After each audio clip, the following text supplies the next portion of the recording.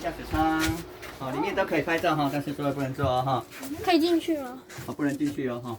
那么驾驶舱呢，一共配置了5名的机组人员，除了正驾驶、副驾驶之外，还会有1名飞行工程师，另外会有2名备用的人员哈。因为这架飞机是总统专机，所以它里面特别多了2个人来应付突发状况，所以驾驶舱会看起来比较拥挤。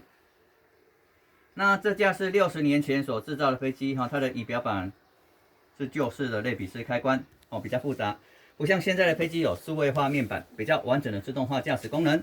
所以前面这5个人的工作，现在只要2个人就可以取代了。另外，在它的左下方还有个维修通道，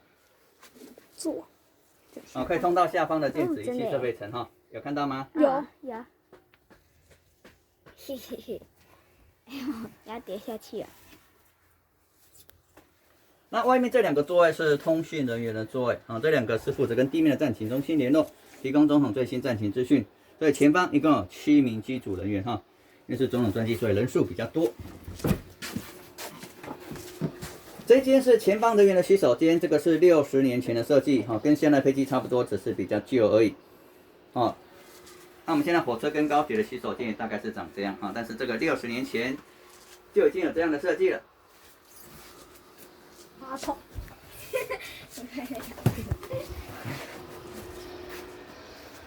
好，不好意思，关个门哦哈。那我们看后面这边哈，对。后面这边的话呢是一个备餐区哈，备餐区呢就是飞机上准备点心的位置。啊，这架飞机有3个像这样的位置在准备餐点，那这一区就是提供了前方人员，包含总统哈，都是利用这一区在准备的哈。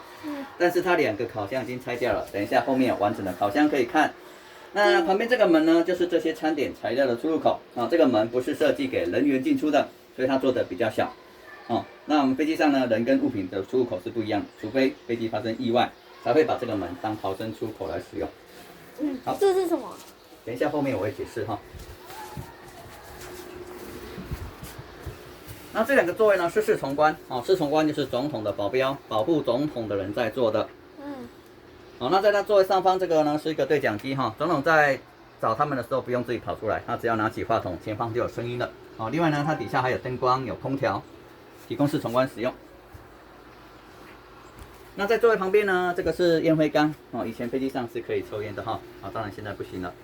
来，前面左手边可以进去，这边开始就是总统座舱。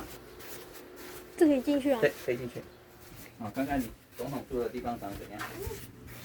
好大。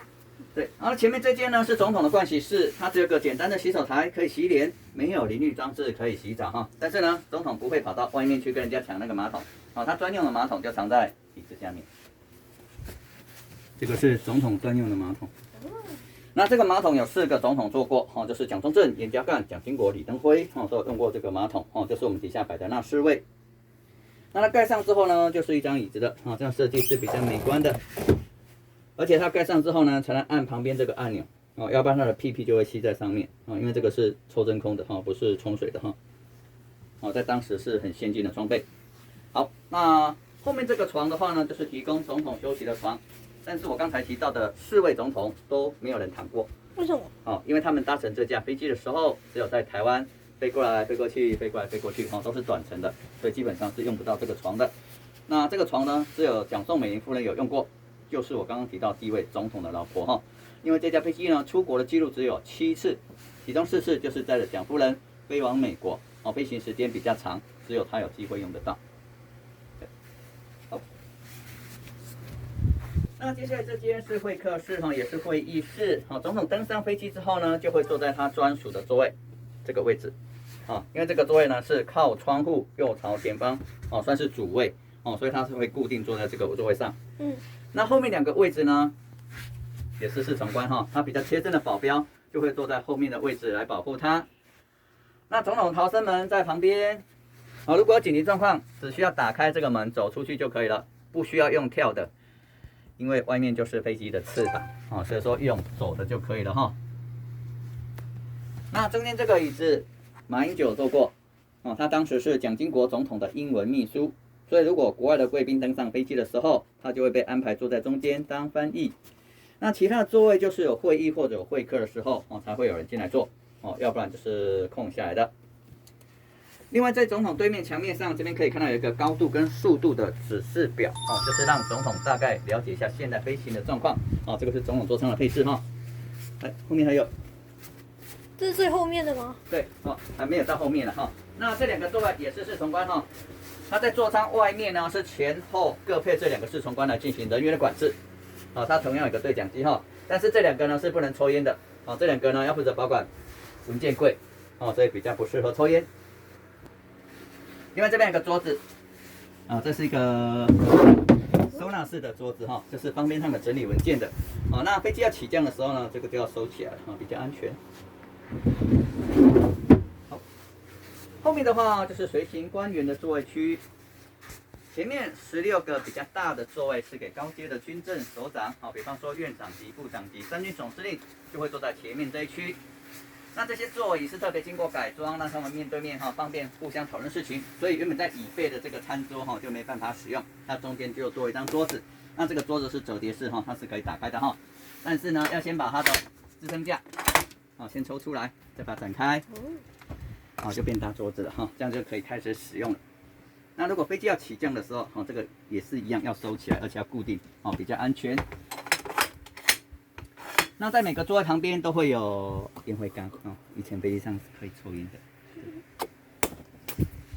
好，那后面30个座位的话呢，是给一般的随行官员主要是参谋人员、医护人员、侍卫人员都会坐在后面这一区。所以这架飞机满载的时候，可以搭乘约60名乘客，就是包含前后的机组人员。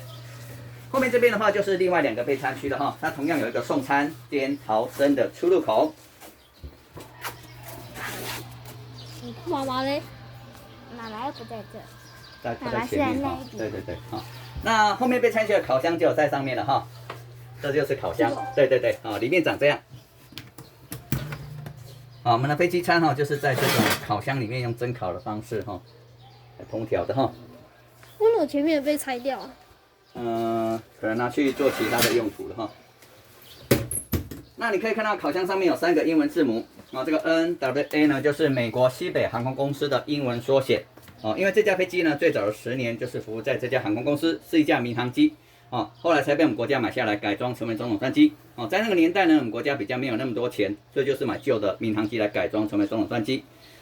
那备餐区除了烤箱之外，最重要的设备就是旁边这一台你刚刚问的那个这个呢就是60年代飞机上的咖啡机这个不是热压吐司，也不是松饼机，也不是榨汁机就是咖啡机了你的咖啡豆磨好之后呢，把它放进去这边扣起来，开关打开，它的热水就进来了然后在这边接好一壶之后呢，再放到底下这边保温备用，然后再继续接另外一壶这个是咖啡机不是热压吐司的那负责煮咖啡的人呢1个、2个、3个这3个是空服人员的座位，也是军职人员女性士官。后方的话这间是放急救设备的，上面会有一个急救包，下面会有一个氧气筒但是都拿掉了那当时呢就是利用前面这一块空间做紧急处理，因为我们的飞机不是像美国空军1号上面是有手术房可以开刀的等级，这边就是预留一个紧急医疗处理的空间，只能做一些简单的处理那另外一间的话呢是吊衣服的但是挂架已经拆掉了那最后面就是2间洗手间给后面这些官员使用。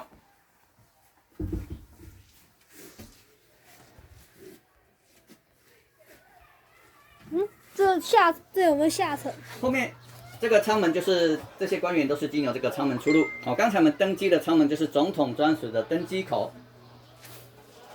了解。你刚问什么问题？就可不可以到下面去？没办法下面是没有开放的它下面只有货舱前方右手边有一个门是可以进去但是门没有开放。那这架飞机是生产于1961年也就是60年前，由美国波音公司所制造，它是属于波音 B720的机型，算是707系列。那它在我们国家呢，一共服务了20年执行了306架次的飞行任务，其中只有7次是飞往国外，剩下299次都是在台湾飞行。一直到民国80年除役为止，它都是维持零缺失非常完美的结束它的服役的生涯。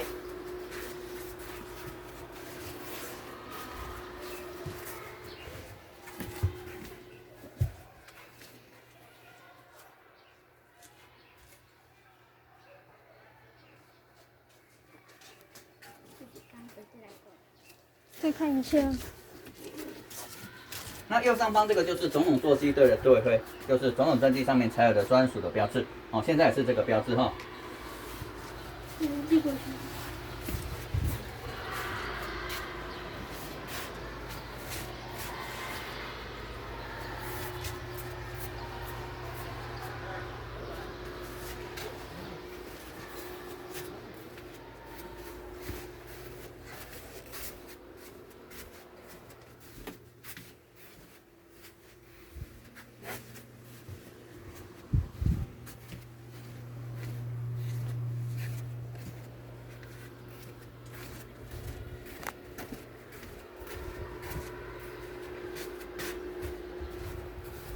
我去后面那里看看。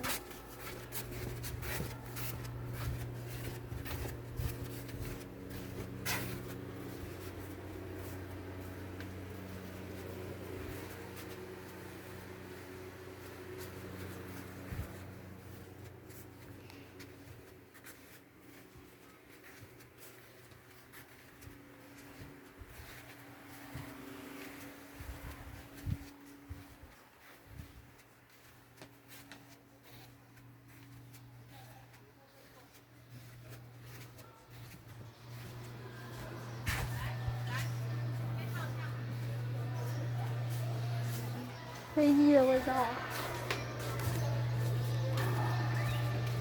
哎，这也不能靠近。我看一下。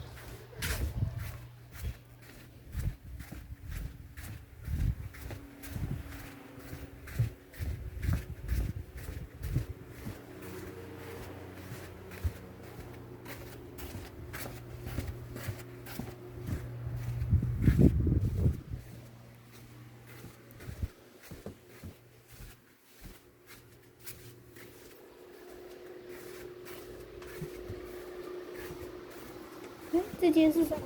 厕所。左边。我忘记了。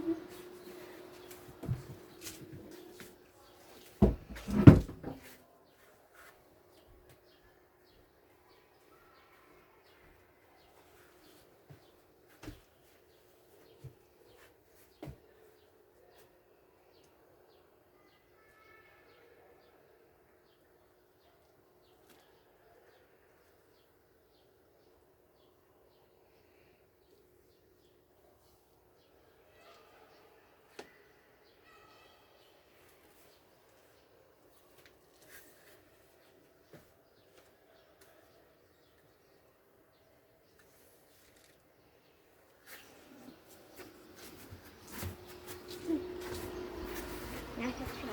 好的。好，那就下去吧。大家可以小心哦，慢慢走就好了。等一下，我先这个。在哪？等一下。